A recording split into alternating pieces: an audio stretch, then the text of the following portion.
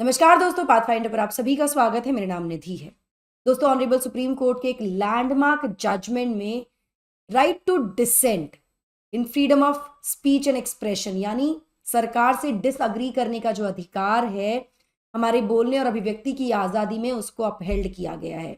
यहाँ पर एक केस में जहाँ पर एक व्यक्ति पर यह आरोप लगा था कि उसने डिसहार्मनी फैलाने की कोशिश की है और वो इस तरह की बातें नहीं बोल सकते हैं जो उन्होंने बातें बोली, उसको क्वॉश करते हुए सुप्रीम कोर्ट ने कहा कि भाई, अगर कोई डिसअग्री करता है सरकार के साथ तो उसको पूरा अधिकार है उस डिसअग्रीमेंट को व्यक्त करने का भी, अभिव्यक्ति का उसको अधिकार है। ऐसे में सुप्रीम कोर्ट ने कहा कि सभी नागरिकों के पास अधिकार है to criticise any decision of the state. अगर हम अग्री नहीं कर रहे हैं तो हम अपना डिसअग्रीमेंट शो कर सकते हैं, इसमें कोई भी गलत चीज नहीं है और इसके लिए किसी को पिनलाइज नहीं किया जा सकता। एग्जैक्टली क्या था ये मुद्दा जिस पर ऑनरेबल सुप्रीम कोर्ट का लैंडमार्क जजमेंट आया है, क्या क्या यहाँ पर बात की गई है, इन सब चीजों के बारे में आज हम डिस्कस करने वाले हैं। पहले न्यूज देख लेते हैं। तो सुप्रीम कोर्ट ने प्रोटेक्ट किया है राइट टू क्रिटिसाइज गवर्नमेंट, यानी ऑनरेबल कोर्ट के अकॉर्डिंग अगर हम गवर्नमेंट को क्रिटिसाइज करना चाहते हैं तो हम ऐसा कर सकते हैं। जी हाँ, इस लैंडमार्क जजमेंट में सुप्रीम कोर्ट ने कहा, supreme court upheld basically the fundamental right to freedom of speech and expression. जो हमारे पास अधिकार है बोलने और अभिव्यक्ति का, उसको अपहेल्ड किया गया। कोर्ट ने रूल किया कि सिटीजन्स के पास अधिकार है सरकार के किसी डिसीजन को क्रिटिसाइज करने का, including the abrogation of article 370। Article 370 को के एब्रोगेशन को लेकर सबकी अपनी अपनी राय है, अपनी अपनी सोच है। इस पर अगर कोई इसको क्रिटिसाइज करना चाहता है कि ये सही नहीं हुआ या जो भी कहा जाता है, इट इज एक्सेप्टेबल अगर वो पीसफुल तरीके से किया जा रहा है। Decision is a significant victory of democracy and dissent in India. मतलब ये ना केवल लोकतंत्र की जीत मानी जाएगी, बल्कि अगर हम सरकार के साथ डिसअग्री करते हैं, डिसेंट की बात करते हैं, तो ये उसकी भी जीत माना जा सकता है, ये जो डिसीजन आया है। तो यहां ऑनरेबल कोर्ट ने ये कहा कि अगर कोई व्यक्ति एब्रोगेशन ऑफ 370 वाले दिन को डिस्क्राइब करता है एज ब्लैक डे, तो वो उसका एक एक्सप्रेशन है ऑफ प्रोटेस्ट एंड एंग्विश। और यदि जो भी क्रिटिसिज्म या प्रोटेस्ट जो हो रही है against the action of the state, उसको अगर ऑफेंस माना जाएगा अंडर आईपीसी सेक्शन 153A, तो ये डेमोक्रेसी के लिए, जो कि एक एसेंशियल फीचर है हमारे संविधान का, बिल्कुल भी सरवाइव नहीं कर पाएगा। मतलब डेमोक्रेसी सरवाइव ही नहीं कर पाएगी, लोकतंत्र रह ही नहीं पाएगा अगर हम डिसअग्रीमेंट्स को, डिसेंट को या किसी भी प्रोटेस्ट को, पीसफुल प्रोटेस्ट को एक्सेप्ट ना करें या क्रिटिसिज्म को हम एक्सेप्ट ना करें, तो डेमोक्रेसी का सरवाइव करना यहाँ पर मुश्किल होगा, ऐसा जुडिशरी के द्वारा यहाँ कहा गया। और क्या क्या बात हुई है, केस क्या था एग्जैक्टली, इन सब चीजों के बारे में बात करेंगे। बट बिफोर मूविंग फॉरवर्ड, ये मेरा छोटा सा इंट्रोडक्शन है दोस्तों। ये मेरा टेलीग्राम चैनल है जहां पर आप मुझे फॉलो कर सकते हैं मेरी सभी क्लास की अपडेट, शेड्यूल्स और पीडीएफ के लिए। अनअकैडमी के ऑफलाइन कोर्सेज जो हैं वो शुरू हो जाएंगे 11 मार्च से हमारे ऑफलाइन सेंटर्स पे, जो कि दिल्ली में है रोलबाग और मुखर्जी नगर में, और यूपी में प्रयागराज में। इन कोर्सेज में आप एनरोल कर सकते हैं। इस क्यूआर कोड को स्कैन करने के बाद वहां पर आपसे एक कोड पूछा जाएगा, इस कोड का आप इस्तेमाल करेंगे तो आपको 40% का डिस्काउंट भी मिल जाएगा सब्सक्रिप्शन पर अक्रॉस ऑल दी कोर्सेज। तो अभी जाइए, विजिट कीजिए हमारे ऑफलाइन सेंटर्स, जहां पर ना केवल आपको ये कोर्सेज ऑफर किए जा रहे हैं, बल्कि आपको दी जाएगी करंट अफेयर्स की classes, one on one mentorship and educated doubt solving sessions also. चलिए अब केस देख लेते हैं, केस एक्चुअली क्या था। तो केस था अगेंस्ट प्रोफेसर जावेद अहमद हजाम। यहाँ पर ये महाराष्ट्र पुलिस ने एक एफआईआर दर्ज की अगेंस्ट प्रोफेसर हजाम, उनके व्हाट्सएप स्टेटस को लेकर। अब जो उनका स्टेटस था उसमें कोट अनकोट अगस्त 5, जिस दिन 370 को एब्रोगेट किया गया था, उस दिन को black day for Jammu and Kashmir इस तरह से लिखा गया था। और 14 अगस्त में के लिए उन्होंने कहा था हैप्पी इंडिपेंडेंस डे पाकिस्तान।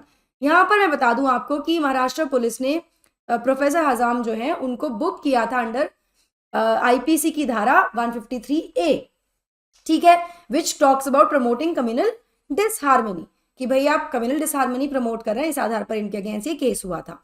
तो सुप्रीम कोर्ट ने इंटरवीन किया और क्वॉश कर दिया उस एफआईआर को अगेंस्ट दी प्रोफेसर, जिसके अगेंस्ट उनको बुक किया गया था। यहाँ पर ऑनरेबल कोर्ट ने कहा कि हमारा जो भारतीय संविधान है उसमें आर्टिकल 19 क्लॉज 1 क्लॉज ए, जो फंडामेंटल राइट है, हमारी मौलिक अधिकार जो है, उसमें जो अधिकार दिया गया है, ये गारंटी करता है freedom of speech and expression. बोलने और अभिव्यक्ति की आजादी को यहाँ पर हमें एक मौलिक अधिकार के रूप में दिया गया है संविधान के द्वारा। और इस गारंटी के अंडर किसी भी नागरिक के पास अधिकार है कि वो क्रिटिसाइज कर सकता है सरकार के किसी एक्शन को, चाहे वो एब्रोगेशन ऑफ आर्टिकल 370 ही क्यों ना हो या फिर कोई भी और डिसीजन हो सरकार का, इस सबको क्रिटिसाइज किया जा सकता है। यहां पर किसी भी व्यक्ति के पास राइट है ये कहने की कि वो खुश नहीं है, वो नाखुश है सरकार के किसी एक्शन से। तो it comes under the purview of right to freedom of speech and expression. यहां पर कोर्ट ने रिकॉग्नाइज किया कि अगर एब्रोगेशन ऑफ 370 को ब्लैक डे भी कहा जा रहा है किसी व्यक्ति के द्वारा, तो ये एक लेजिटिमेट फॉर्म ऑफ प्रोटेस्ट है और ये क्राइम नहीं है, इसको आप क्राइम नहीं कह सकते हैं। यहां पर आगे बढ़ते हुए ऑनरेबल कोर्ट ने कहा राइट टू डिसेंट जो है ना, यानी राइट टू डिसएग्री जो है, ये हमारे लोकतंत्र के लिए असेंशियल है। सुप्रीम कोर्ट ने यहाँ पर एम्फेसाइज किया importance of dissent in democracy. यहाँ पर ऑनरेबल कोर्ट का कहना था कि अगर हम डिसएग्री करते हैं सरकार के साथ तो ये कहीं ना कहीं नॉट जस्ट डिसएग्री करना बल्कि एक्सप्रेस करते हैं उस डिसएग्रीमेंट को, तो ये बहुत ज्यादा आवश्यक है, असेंशियल है सरकार को अकाउंटेबल होल्ड करने के लिए। गवर्नमेंट की अकाउंटेबिलिटी होनी चाहिए। When we talk about democracy in India, it not only talks about the choice of your government. आप इलेक्शन में अपनी गवर्नमेंट चुनते हैं, यस, बट उस गवर्नमेंट को आपको अकाउंटेबल भी होल्ड करना होता है। तो ये गवर्नमेंट की अकाउंटेबिलिटी के लिए बहुत इंपॉर्टेंट है अगर हम डिसएग्री कर रहे हैं और उस डिसएग्रीमेंट को शो भी कर रहे हैं, और यही इंश्योर करेगा एक हेल्दी डेमोक्रेसी को भी। यहाँ पर पीसफुल प्रोटेस्ट जो कि लेजिटिमेट तरीके हैं जिसके द्वारा नागरिक अपनी जो कंसर्न्स हैं उनको वॉइस कर सकते हैं या चेंज के लिए एडवोकेट कर सकते हैं, ये तरीके हैं। मतलब आप पीसफुली प्रोटेस्ट कर रहे हो, वायलेंट प्रोटेस्ट अलाउड नहीं है, लेकिन पीसफुल प्रोटेस्ट तो part of freedom of speech and expression है, हम कर सकते हैं ऐसा, राइट। यहाँ पर ऑनरेबल कोर्ट ने कहा कि राइट टू डिसेंट जो है अगर वो लॉफुल मैनर में हो रही है, अगर उसको लीगल तरीके से और किसी भी अनलॉफुल तरीके से ना करते हुए सही तरीके से किया जा रहा है, तो इसको ट्रीट किया जाना चाहिए as a part of right to lead dignified and meaningful life, जो कि गारंटी की गई है आर्टिकल 21 में। Life to article 21 talks about right to life and personal liberty. तो एक डिग्निफाइड लाइफ के लिए, जो मीनिंगफुल लाइफ के लिए जो गारंटी की गई आर्टिकल 21 में, उसके अंतर्गत इसको आना चाहिए। अगर आप डिसएग्री कर रहे हैं किसी लॉफुल तरीके से किसी भी चीज के साथ, सरकार के किसी एक्शन के साथ, सरकार के किसी वर्डिक्ट के साथ, ठीक है, तो ये मतलब नॉट ओनली आर्टिकल 19, आर्टिकल 21 के परफ्यू में भी आता है ये कोर्ट के द्वारा कहा गया। यहाँ पर कोर्ट ने एक और चीज को हाईलाइट किया और कहा कि अब समय आ गया है कि एनलाइटन किया जाए और एजुकेट किया जाए हमारे पुलिस मशीनरी को भी on the concept of freedom of speech and expression, जो कि गारंटी की गई है आर्टिकल 19 क्लॉज 1 क्लॉज ए में संविधान के, और बताया जाए कि किस तरह का रीजनेबल रिस्ट्रिक्शन लगाया जाता है स्पीच और एक्सप्रेशन पर। यहाँ पर यह भी कहा गया कोर्ट के द्वारा कि अब हमें जो हमारी पुलिस मशीनरी है, पुलिस पर्सनल्स हैं, उनको सेंसिटाइज करना चाहिए about the democratic values which are given in a constitution, जो हमारे संविधान में दिए गए हैं। यहां पर ऑनरेबल कोर्ट ने ना केवल freedom of speech and expression को एक तरह से कहा है कि भाई हमारा अधिकार है कि हम अपनी बात रख सकते हैं, अपने डिसएग्रीमेंट शो कर सकते हैं, उनको अगर हम किसी चीज से अग्री नहीं करते वो सब कर सकते हैं, लेकिन साथ में ये भी एक्नॉलेज किया कि फ्रीडम ऑफ स्पीच जो है वो एक एब्सोल्यूट राइट नहीं है, it comes with reasonable restrictions. इसमें कुछ जायज रिस्ट्रिक्शंस लगाई जा सकती हैं जो कि सरकार के द्वारा लगाए जा सकते हैं ऑन दी फ्री स्पीच। और वो क्यों किया जा सकता है? It can be done to protect public order, it can be done to protect national security and morality.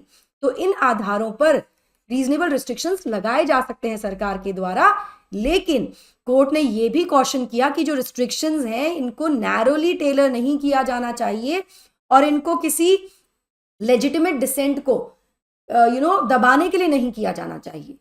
जायज रिस्ट्रिक्शंस होने चाहिए जो कि संविधान में प्रावधान दिया गया है, जिनके आधार पर यहां पर जो स्पीच जो दंगे भड़काने का काम करती है या हेट्रेड फैलाने का काम करती है, उनको प्रोटेक्ट नहीं किया गया है by the right to free speech. ये भी ऑनरेबल कोर्ट ने यहां पर कहा। तो हम ये कह सकते हैं कि जो डिसीजन कोर्ट का आया है ये एक लैंडमार्क विक्ट्री है for freedom of speech and expression in India, और ये कहीं ना कहीं रीअफर्म करता है कि जो देश के नागरिक हैं वो सरकार को क्रिटिसाइज कर सकते हैं और साथ ही सरकार को अकाउंटेबल भी होल्ड कर सकते हैं। ये हमारी जिम्मेदारी है as responsible citizen of the country.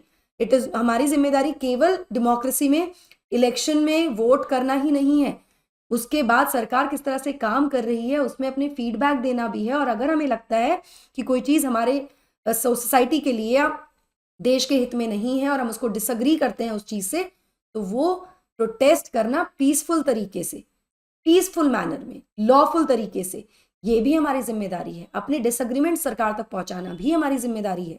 Correct. ये जो डिसीजन है ये कहीं ना कहीं स्ट्रेंथन करेगा हमारे फाउंडेशन ऑफ इंडियन डेमोक्रेसी को, और ये इंश्योर करेगा कि नागरिकों के पास एक वॉइस है to shape the future of our country.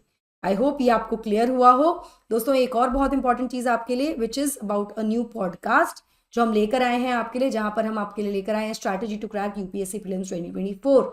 इस पॉडकास्ट का लिंक आपको डिस्क्रिप्शन बॉक्स में मिल जाएगा। अभी जाइए, क्लिक कीजिए लिंक पर और ये पॉडकास्ट देखिए और आपके बहुत सारे डाउट्स यहाँ पर क्लियर हो जाएंगे अगर आप यूपीएससी प्रीलिम्स 2024 अटेम्प्ट करने वाले हैं तो।